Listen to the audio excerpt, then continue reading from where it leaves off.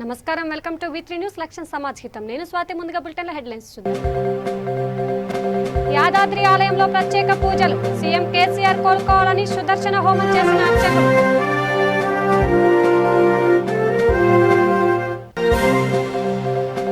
శ్రీశైల బ్రహ్మరామ మల్లికార్జున స్వామి వారిని దర్శించుకున్న మంత్రి. ఆలయంలో ఘన స్వాగతం పలికిన అధికారులు.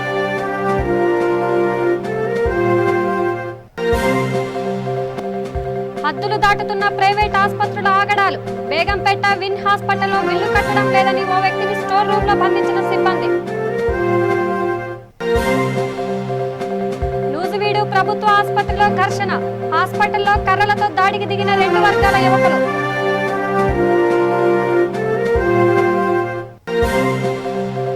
మల్లాపూర్ లోటస్ ఇండస్ట్రీలో భారీ అగ్ని ప్రమాదం. వెల్డింగ్ పనులు చేస్తుండగా ఎగసిపడ్డ మంటలు.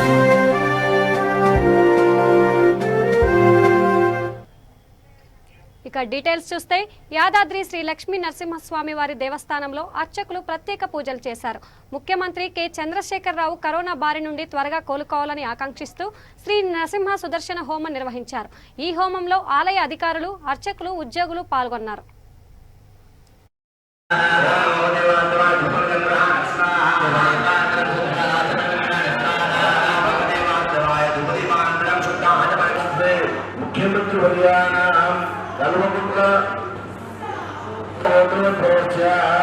कलमुकुट चंद्रशेखरराव नाम नियुज्य धर्मपत्नी शोभा नाम दियाय स पुत्रगस्य स मित्रगस्य स भ्रातृगस्य स बान्धवस्य क्षेमस्थैर्यारोग्य अष्टैश्वर्य अभिवृद्ध्यर्थं धर्मार्थ काममोक्ष चतुर्विध फलपुरुषार्थ सिद्ध्यर्थं इष्टकाम्यार्थ फलसिद्ध्यर्थं करोना नाम रोग निवारण सिद्धिद्वारा संपूर्ण शरीर आरोग्यता सिद्ध्यर्थं వాత జనిత రోగాన్, పిత్త జనిత రోగాన్. ఈ రోజున మన తెలంగాణ రాష్ట్ర ముఖ్యమంత్రి వర్యులు శ్రీ యాదాద్రి లక్ష్మీనరసింహస్వామి దేవాలయాన్ని జీర్ణోద్ధరణ పూర్వకంగా పునర్నిర్మాణం చేస్తున్నటువంటి ప్రహ్లాద వర్యులు అయినటువంటి కల్వకుంట్ల చంద్రశేఖరరావు గారికి కరోనా అనేటువంటి సంప్రాప్తమైన కారణంగా ఆ రోగాన్ని నిర్మూలన చేయడం కోసం వారు ఆయురారోగ్య అష్టైశ్వర్యాలతో ఎల్లప్పుడూ ఉండాలి, భగవంతుని సేవ, భాగవత సేవ, వేద సేవ చేయాలని ప్రార్థిస్తూ వారి కరోనా శాంతించాలని, వారు క్షేమంగా ఉండాలని ఈ రోజున శ్రీ సుదర్శన నరసింహ యాగంతో పాటు స్వామివారికి జరిగేటువంటి విజయాభిషేకము, సహస్రనామార్చన, అమ్మవారి యొక్క కుంకుమార్చన, సుదర్శన నరసింహ హోమాలు, స్వామివారి యొక్క కళ్యాణాలు, స్వామివారి యొక్క తోడు సేవల్లో సాయంకాలం మళ్ళీ అర్చన మొదలగు సర్వవిధ కైంకర్యాలు కూడా మా దేవాలయ సిబ్బంది యావత్తు, మా కార్యనిర్వహణాధికారి గారు అందరము కలిసి ఈ యొక్క ప్రార్థనాపూర్వకంగా ఈ కైంకర్యాలన్నీ కూడా చేయడం జరుగుతుంది. భక్తులు సేవించండి, తరించండి.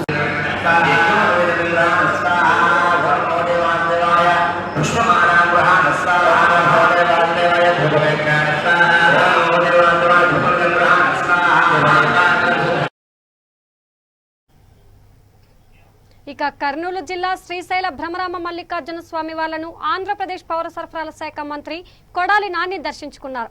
ఈవో కెఎస్ రామారావు ఆలయ మర్యాదలతో మంత్రికి ఘనంగా ఆహ్వానం పలికారు. అమ్మవారి సన్నిధిలో ఆశీర్వాద మండపంలో అర్చకులు స్వామి అమ్మవార్ల ప్రసాదాలను, ఆశీర్వాదాలను అందించారు. బ్రహ్మరామ మల్లికార్జున స్వామి వాళ్ల చిత్రపటాన్ని జ్ఞాపికగా అందించారు.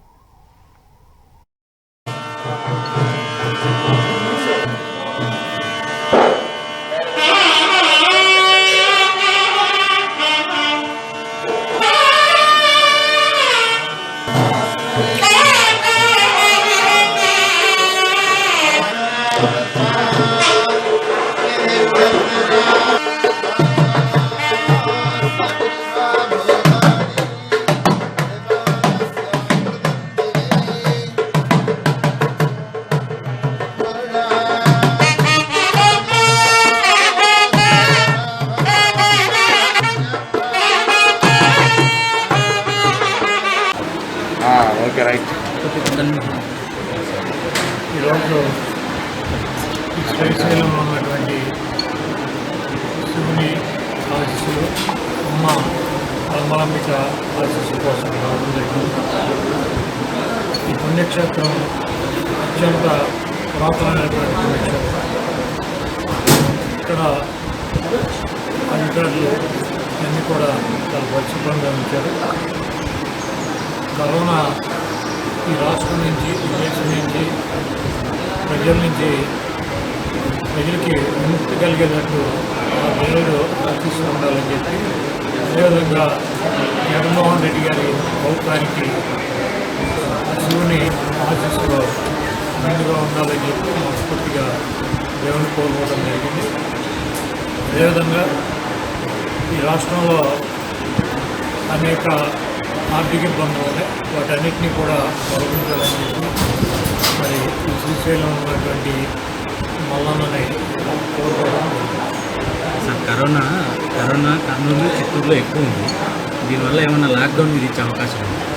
ప్రస్తుతం అయితే కనుక ముఖ్యమంత్రి గారికి మొదటి నుంచి కరోనాతో సహజీవనం చేయాల్సినటువంటి పరిస్థితులు ఉన్నాయని చెప్పి మొట్టమొదట ఈ దేశంలో చెప్పినటువంటి వ్యక్తి జగన్మోహన్ రెడ్డి గారు.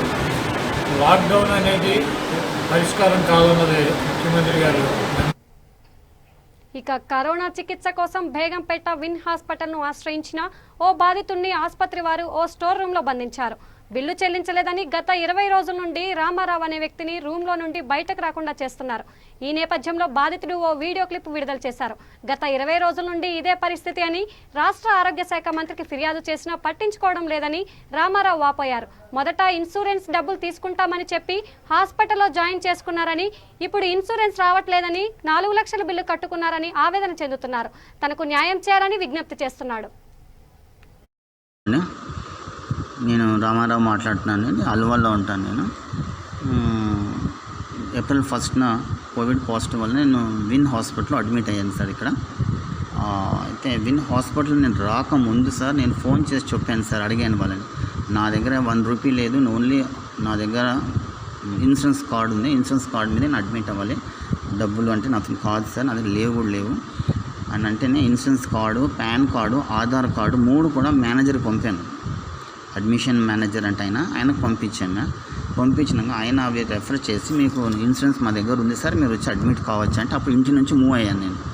మూవ్ అయ్యేసి వచ్చి అడ్మిట్ చేసుకున్నారు సార్. చేసుకున్నాక 4వ రోజు చెప్పారు సార్, మీ ఇన్సూరెన్స్ క్లెయిమ్ అవ్వడం లేదు సార్, క్యాన్సిల్ అయిపోయింది అని. మళ్ళీ నేను ఫస్టే చెప్పాను కదా సార్, మా దగ్గర డబ్బులు లేవు, నేను రూపాయి కూడా నా దగ్గర నుంచి ఇచ్చుకోలేనని చెప్పాను కదా మీకంటే. అదంతా తెలియదండి మాకు, మేము డబ్బులు పే చేయాలని బిల్లింగ్ వాళ్ళు వచ్చి నా దగ్గర అరిసారండి. అప్పుడు నేను అన్నాను, మళ్ళీ ఇంకొక కార్డు ఉంది సార్, టాటా ఏజ్కి ఉండే ఇన్సూరెన్స్ కార్డు, ఆ కార్డు ఇచ్చాను. ఆ కార్డు కూడా తీసుకెళ్లారు. 1 వీక్ తర్వాత 10వ తారీఖు నాడు వచ్చి చెప్పారు నాకు, అది కూడా మీకు క్లెయిమ్ రావడం లేదు సార్, మీరు డబ్బులు పే చేయాలన్నారు. నేను మీకు 2 కార్డులు రిజెక్ట్ అవ్వడం ఏంటంటే, అదే ఒక కార్డు అంటే రిజెక్ట్ అయిపోయింది అనుకో, 2 కార్డులు రిజెక్ట్ అయిపోవడం ఏంటంటే, అప్పుడు ఇన్సూరెన్స్ డిపార్ట్మెంట్కి వాళ్ళకి ఫోన్ చేశాను, రిలయన్స్ వాళ్ళకి చేశాను, ప్లస్ మన టాటా ఏజ్ వాళ్ళకి చేస్తే అప్పుడు వాళ్ళన్న హాస్పిటల్ వాళ్ళు అన్ని దాంట్లో రచ్చుగా చేసి రాశారు సార్, అందుకే రిజెక్ట్ అయిపోయిందండి. ఏం రాశారంటే అప్పుడు నాకు పంపించారు సార్, అది ఆ పేపర్ కూడా నేను మీకు పెట్టాను, ఆ పేపర్ కూడా నా దగ్గర ఉంది. ఇంకా ఫస్ట్ నేను అడ్మిట్ అయ్యే రోజున అక్కడ మేనేజర్ మాట్లాడే కదా, అడ్మిషన్ మేనేజర్, ఆయన రికార్డు కూడా నా దగ్గర ఉంది సార్. వాళ్ళు ఓకే అంటేనే నేను వచ్చాను ఇక్కడికి. అట్లా నన్ను వాళ్ళు ఇక్కడ ఇప్పుడు ఈరోజు 20వ తారీఖు వరకు ఉంచుకున్నారు సార్. 20వ తారీఖు దాకా ఉన్నాను. 20వ తారీఖు నుంచి 3 రోజుల నుంచి ఎవరు వీణా మేడము, వాణి మేడము అని అంటారు సార్, ఆమె నాకు ఏ మందులు ఇవ్వద్దు, ఆయనకు సిటీ స్కానింగ్ ఉంది, అవి ఏం తీయద్దు అని చెప్పి ఆమె ఆర్డర్ ఇచ్చిందంట సార్. డాక్టర్ రాసినాక కూడా ఆమె అలా దానికి రిఫ్యూజ్ చేసింది. రిఫ్యూజ్ చేసినాక వాళ్ళు నాకు ఏం ట్రీట్మెంట్ చేస్తలేరు 3 రోజుల నుంచి.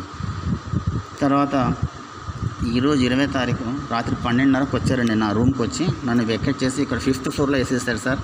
ఇక్కడ ఒక ఫ్యాన్ లేదు, ఒక లైట్ లేదు, దీంట్లో పడేశారు. దీంట్లో ఉన్నాను సార్ ఇప్పుడు నేను. ఇక్కడ ఒక నాదుడు లేడు, ఒక మనిషి లేడు, ఎవరూ లేరు ఇక్కడ. మొత్తం వీడియో కూడా పెట్టాను, ఈ రూమ్ మొత్తం ఇది ఇట్లా ఉంది సార్. ఇది పరిస్థితిగా నన్ను ఇక్కడ ఇలా వీళ్ళు హింసిస్తారు. ఇక కృష్ణా జిల్లా నూజివీడు పట్టణంలో ప్రభుత్వ ఆసుపత్రిలో ఉద్రిక్తత నెలకొంది.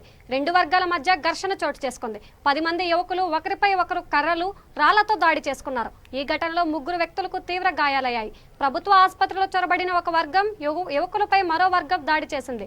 2 వర్గాల దాడిలో ప్రభుత్వ ఆసుపత్రి అద్దాలు ధ్వంసమయ్యాయి. విషయం తెలుసుకున్న పోలీసులు అక్కడికి చేరుకొని యువకులను అదుపులోకి తీసుకున్నారు.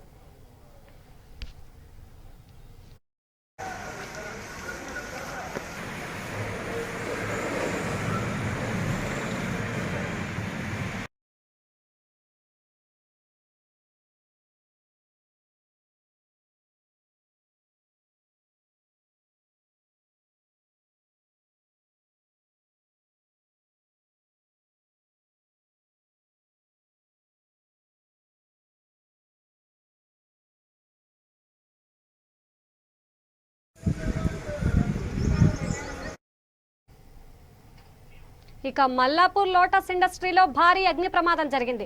ఫ్యాక్టరీలో ప్రమాదవశాత్తు మంటలు చెలరేగాయి. ప్లాస్టిక్ కుర్చీల కంపెనీలో ఈ ఘటన జరిగింది. వెల్డింగ్ పనులు చేస్తుండగా ప్రమాదవశాత్తు మంటలు అంటుకున్నాయి.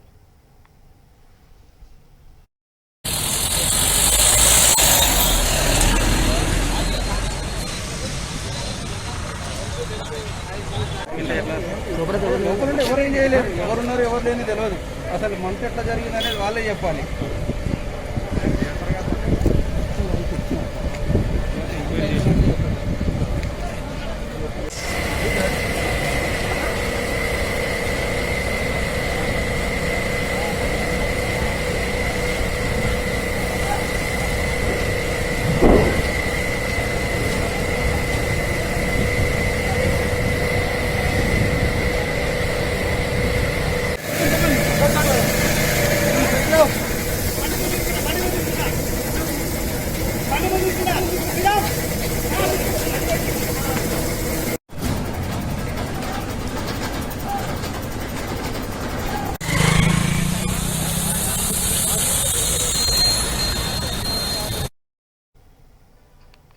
ఇక రైతులకు ముఖ్యమంత్రి కేసీఆర్ భరోసాగా నిలుస్తున్నారని, అందులో భాగంగానే కేంద్ర ప్రభుత్వం కాదన్నా 100% ధాన్యం కొనుగోలు చేయడానికి ఆదేశాలు జారీ చేశారని పెద్దపల్లి జిల్లా రామగిరి మండలం market committee chairman Puduri Satyanarayana Goud పేర్కొన్నారు. మండలంలోని పలు గ్రామాల్లో ఏర్పాటు చేసిన ధాన్యం కొనుగోలు కేంద్రాలను ఎంపీపీ ఆర్ఎల్ఈ Devakka Komaraiah, ZPTC Medaraboina Sharada Kumar Yadav, PSCS chairman Inuganti Bhaskar రావుతో కలిసి ఆయన ప్రారంభించారు. అనంతరం ఆయన మాట్లాడుతూ రైతును రాజును చేయటమే టీఆర్ఎస్ ప్రభుత్వ లక్ష్యమని తెలిపారు. రైతు బాంధవుడు కేసీఆర్ ప్రతి గ్రామంలో కొనుగోలు కేంద్రాలను పునరుద్ధరించారని కొనియాడారు. ఈ కార్యక్రమంలో వైస్ ఎంపీపీ కాపురుబోయిన శ్రీదేవి భాస్కర్, సర్పంచ్, ఎంపీటీసీలు తదితరులు పాల్గొన్నారు. రైతు కష్టాలు తెలిసిన రైతు బాంధవుడు కేసీఆర్ ఈరోజు తెలంగాణ రాష్ట్రంలో రైతుకు అండదండగా ఉండడానికి ధాన్యం కొనుగోలు కేంద్రాలు ప్రతి గ్రామంలో ఏర్పాటు చేయడానికి గతంలో కరోనా సీజన్లో ఎన్నైతే ధాన్యం కేంద్రాలు ఉన్నాయో అవన్నిటిని కూడా కొనసాగించడానికి నిర్ణయం తీసుకొని రైతులకు అండగా నిలవడం జరిగింది. ఇటీవల కేంద్ర ప్రభుత్వం కొత్త వ్యవసాయ చట్టాల ద్వారా రైతులు ధాన్యం ఎక్కడైనా అమ్ముకోవచ్చు, రైతుకు మద్దతు ధర ప్రభుత్వం కల్పించాల్సిన అవసరం లేదని రైతుల నడ్డి విరిచే ప్రయత్నం చేసినప్పటికీ కూడా రాష్ట్ర ప్రభుత్వం తరఫున రైతులకు అండగా నిలవడానికి మద్దతు ధర చెల్లించి ప్రతి గింజను కొనుగోలు చేయడానికి, అదేవిధంగా కరోనా కేసులు పెరుగుతున్న నేతృత్వంలో సోషల్ డిస్టెన్స్ పాటించి అందరు రైతులు వారి వారి గ్రామాల్లో అమ్ముకునే విధంగా పాత కొనుగోలు కేంద్రాలు ఏవైతే ఉన్నాయో వాటన్నిటిని కూడా పునరుద్ధరించడం జరిగింది. ఈ సందర్భంగా రైతుల పక్షాన మేము రైతు బాంధవుడు కేసీఆర్ గారికి ప్రత్యేక ధన్యవాదాలు తెలియజేస్తా ఉన్నాం. అదేవిధంగా రైతులందరూ కూడా సీరియల్ ప్రకారం మాయిశ్చర్ వచ్చిన తర్వాత సర్టిఫై చేయించుకొని కరోనా నిబంధనలను పాటించి మీ ధాన్యాన్ని విక్రయించుకోవాల్సిందే కోరుతా ఉన్నాం. ఎట్టి పరిస్థితుల్లో కూడా ప్రతి గింజను కూడా ప్రభుత్వం కొనుగోలు చేస్తాయి కాబట్టి రైతులు ఎవరు ఆందోళన చెందొద్దు. మీ ప్రతి గింజ కొనుగోలు పూర్తయిన తర్వాతనే ధాన్యం కొనుగోలు కేంద్రాలను బంద్ చేయడం జరుగుతుంది కాబట్టి రైతులు.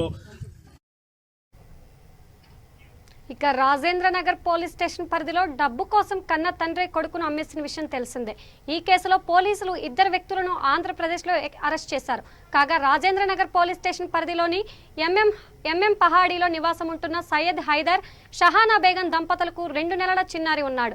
Syed Hyder auto driver. 2-3 రోజుల నుంచి బాబును అమ్మి ఇంట్లో వస్తువులు తెచ్చుకుందామని భార్యకు చెబుతూ వస్తున్నాడు. ఈ క్రమంలోనే ఆ పసివాడిని అమ్మేసి బంధువుల ఇంట్లో ఉంచానని భార్యను నమ్మించే ప్రయత్నం చేశాడు. ఎంతకు తీసుకురాకపోవడంతో అనుమానించిన ఆమె పోలీసులను ఆశ్రయించడంతో విషయం వెలుగు చూసింది.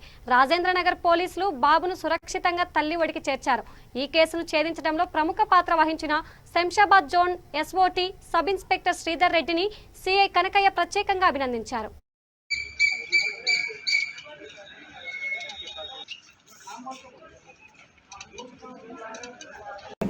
బేగం ఈమెకు 1.5 year బ్యాక్ హైదర్ అలీతో వివాహం జరిగింది.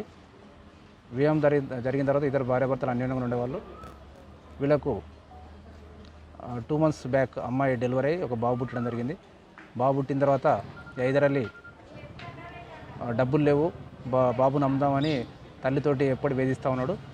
మొన్న 15వ తారీఖు నాడు ఆమె సాయంత్రం నమాజ్ చేస్తుంటుంటే తన తల్లికి తెలియకుండా హైదర్ అలీ తన కొడుకును తీసుకొని వెళ్ళి తనకు తెలిసిన ఇద్దరు అజీరా బేగం రేష్మా బేగం సాయంతో రియాజ్ అండ్ షాహిదా వాళ్లకు 3,80,000 అమ్మడం జరిగింది. ఆ రోజు సాయంత్రమే షహానా బేగం వచ్చి పోలీస్ స్టేషన్లో కంప్లైంట్ ఇవ్వడంతో ఎఫ్ఐఆర్ చేయడం జరిగింది కిడ్నాప్లో.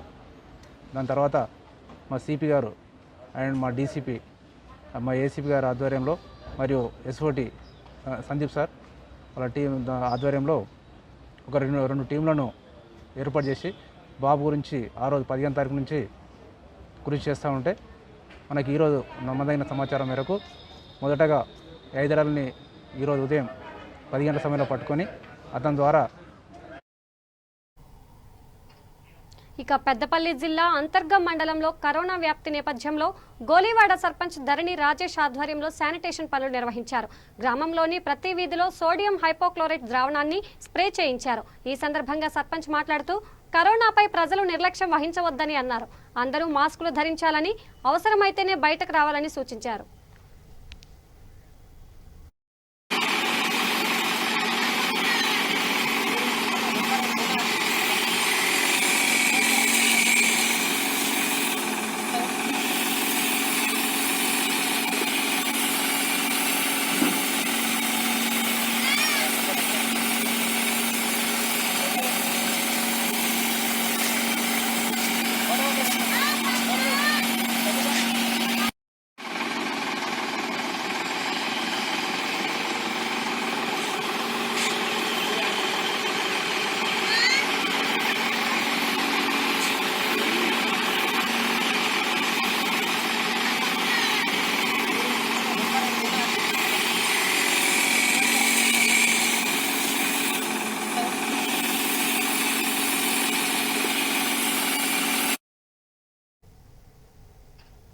ఇక ఆదిలాబాద్ జిల్లా భవన నిర్మాణ కార్మిక సంఘ భవనంలో ఏఐటియుసి జిల్లా ప్రధాన కార్యదర్శి కుంటాల రాములు అధ్యక్షతన ఇంటర్నేషనల్ లేబర్ ఆర్గనైజేషన్ ప్రాజెక్ట్ అవగాహన సదస్సు జరిగింది. ఈ సమావేశానికి ముఖ్య అతిథిగా ఆదిలాబాద్ శాసనసభ్యులు జోగు రామన్న, ఏఐటియుసి జిల్లా కోఆర్డినేటర్ విల్లాస్ పాల్గొన్నారు. ఐఎల్ఓ సంస్థ జిల్లాలోని 5 మండలాల్లో 5 గ్రామాలను ఎన్నుకొని ప్రతి పంటలో పాల్గొనే రైతు కార్మికుల సమస్యలపై ప్రాజెక్ట్ చేయటం అభినందనీయమని అన్నారు. దీనిని సంపూర్ణ మద్దతు ఇస్తున్నట్లు చెప్పారు.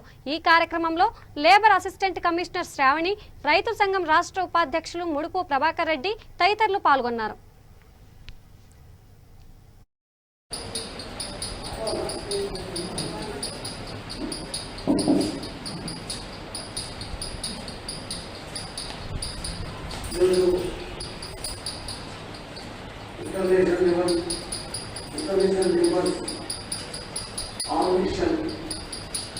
కార్యక్రమంలో పాల్గొన్నటువంటి డిపార్ట్మెంట్ అతనే గవర్నీయులు వినాశన గారు, అతనే ప్రభాకర్ రెడ్డి గారు, ఇలాంటి సభ అధ్యక్షులు ఉన్నారు.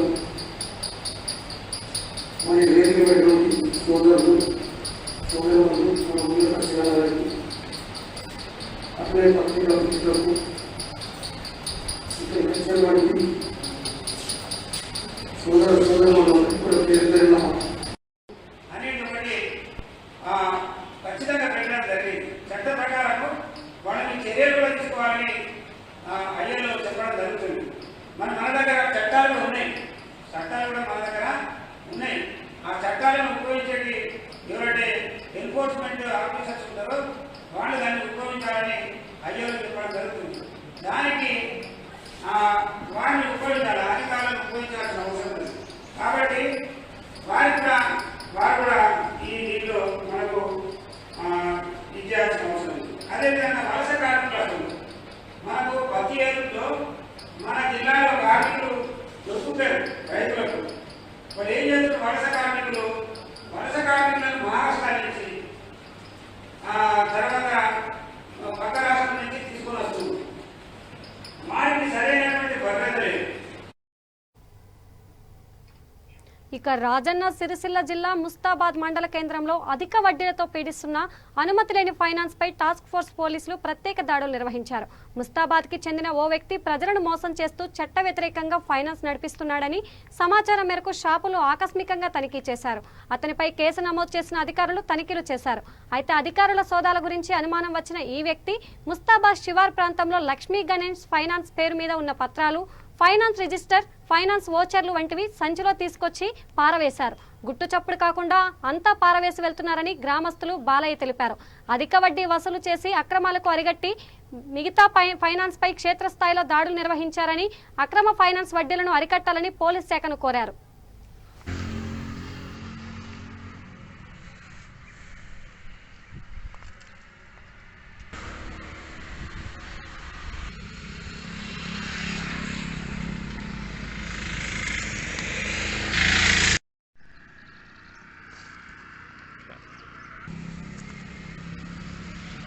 ముస్తాబాద్లో అంటే ఉదయం ఇప్పుడు కామారెడ్డి రోడ్డు వచ్చిన వాకింగ్ రోడ్డు 5 గంటల కార్మికులు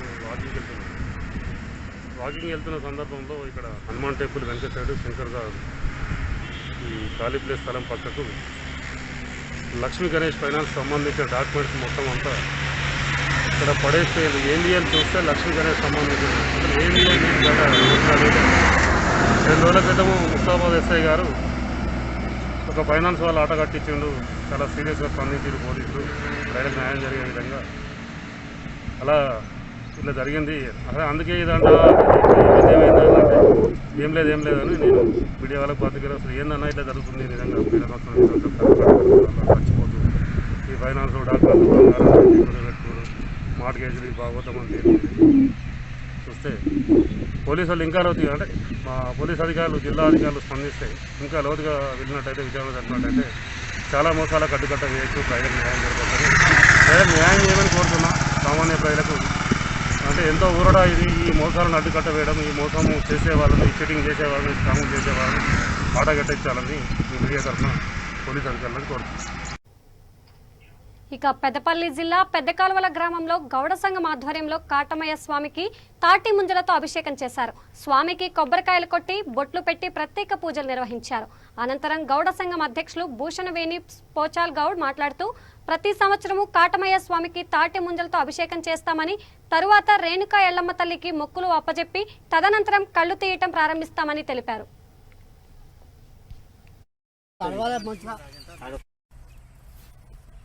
మంది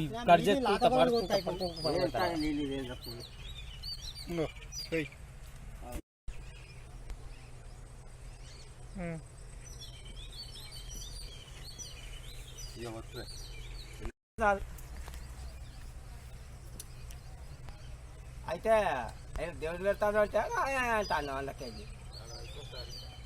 ఇండియాలే దేవుడు అని దేవుడు అన్నాక ఏంట్రా నీ కథ నా పొచ్చోడు విలువపోయినవురా రా శ్రీకాంత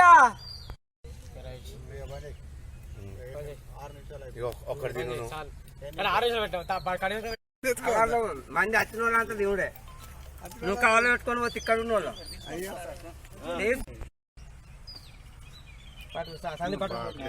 అందరూ ఒకసారి నేను అటు వెళ్తా ఉన్నా. 3 అయితే ఇవ్వలేదు. 3 చేయాలి.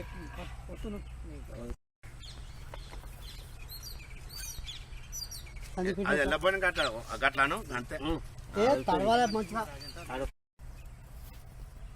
మంది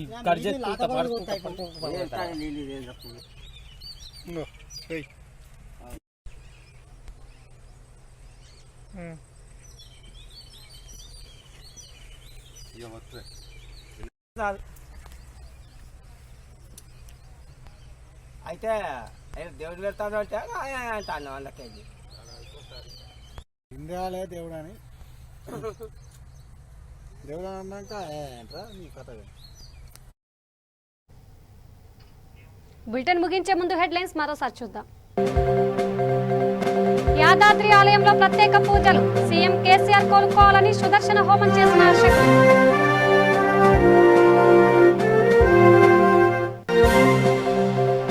శ్రీశైల భ్రమరామ మల్లికార్జున స్వామివారిని దర్శించుకున్న మంత్రి. ఆలయంలో ఘన స్వాగతం పలికిన అధికారులు.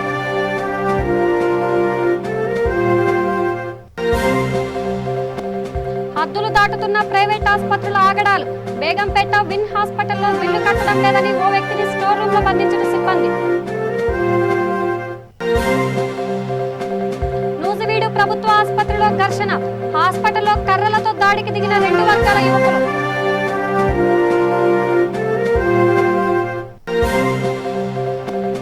మల్లాపూర్ లోటస్ ఇండస్ట్రీలో భారీ అగ్ని ప్రమాదం. వెల్డింగ్ పనులు చేస్తుండగా ఎగసిపడ్డ మంటలు.